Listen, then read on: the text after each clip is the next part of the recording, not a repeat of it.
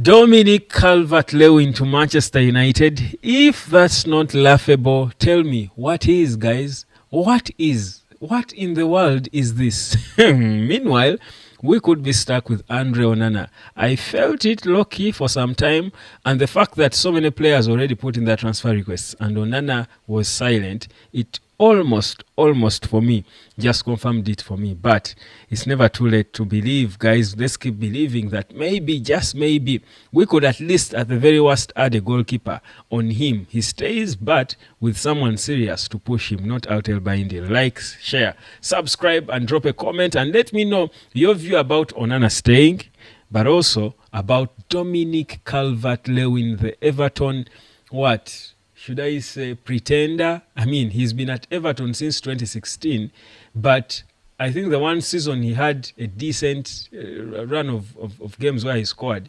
was maybe in 2020, 2021, or even earlier, 2019, 2020, when he scored 16 goals in a season. Last season, he had only 3 in 26 games. This guy is injury prone, that's one. He earns a lot of money. He's going 29. There is nothing for me to just even think that it would be an improvement on Højlund, or even that there is something or anything that Højlund and Chido Obi would want to learn from him. Because as a striker, if young players are going to learn from you, you want to be the hottest there is. They will be motivated. These players can learn from Oli Watkins. There is nothing, regardless him being a free agent. I think for me, he can pass. Dominic Calvert-Lewin can pass. If Man United is at that level, because we know that Arsenal is probably advanced with Victor Gyokeres, if they're that desperate that they don't have money to sign a striker, if they were free agents, the one that they would probably logically go for, Jonathan David, is already a Juventus player. I will tell you, we would rather stick with what we have. But Calvert-Lewin is, for me, so average. He's so average as a striker that he cannot be the one we bring in to inspire youngsters when you're rebuilding a team. It doesn't. Even with Mbuma and Cunha, you bring Calvert-Lewin as the guy leading the line, they will be shocked. They're like, what nonsense did you get us into? You did not make us choose to join this project and pretend to love the club so much just to bring us Calvert-Lewin as the guy leading the line. Leading us where? To nowhere.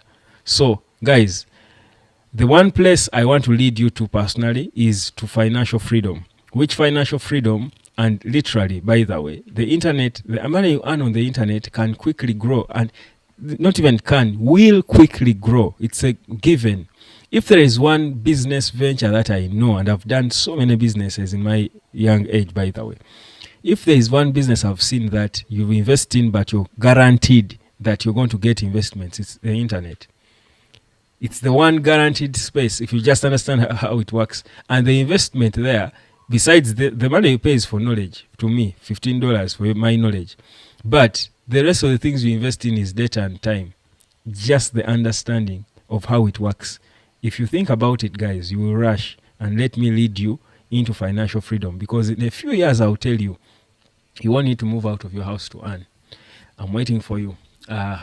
Down there is the number on the screen. Now, so those are reports coming in that Dominic Calvert-Lewin is, was offered to United, or United are considering him, whatever you look at it, whichever way you look at it, whichever way you call it, whatever superlatives or words you use to describe how this came about, I don't care. He is not a United material. He is not an exciting player. He will not, come out of the tunnel and the opposition go, oh, Ruben Neves is like, oh, who is that? It's Calvert-Lewin we are facing. He's coming. When they have Erling Haaland leading their line. Nonsense. Let me leave it at that. Now, let's talk about Andre Onana, which is the most serious, thing. Because whereas we know that 5 players, Malaysia, Anthony, Rashford, Sancho, Garnacho, all put in transfer requests to leave United, Andre Onana is silent. We know that their agents have been busy for a long time trying to find clubs for them. Andre Onana has been silent, and his agents are on holiday with him. They are chilling. Could that mean that Onana is not moving a muscle? Now, the pre-season is starting tomorrow. We wanted to really start it with at least your number one goalkeeper, because that's where you start the team from. That's why he's called the number one. Now, Onana, clearly, is still there. It's not that that means he could never leave in this summer. But for now, as we start, there are no signs at all that he's leaving. It doesn't seem that he wants to go. It doesn't seem that United have a plan yet for the goalkeeping department yet. Yes, they know goalkeepers they would be interested in. They don't seem to have the finances, perhaps, to go bold on it.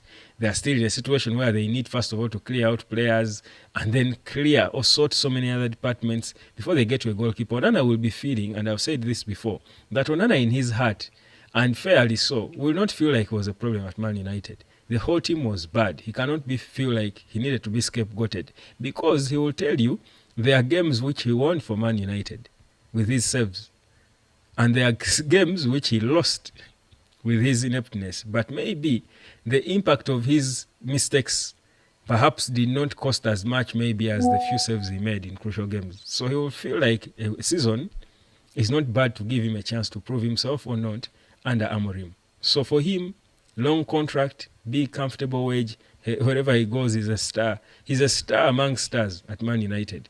He will not be in a rush to leave, will he? If you are his advisor, would you tell him to leave, to hand in a transfer request? Let's be realistic. He wouldn't.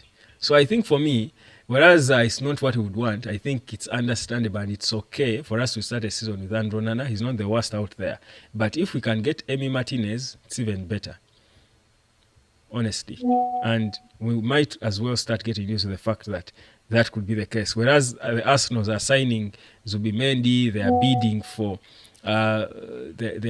for whoever, Eze and now Madueke are putting a bid together. They are so advanced in Gyokeres.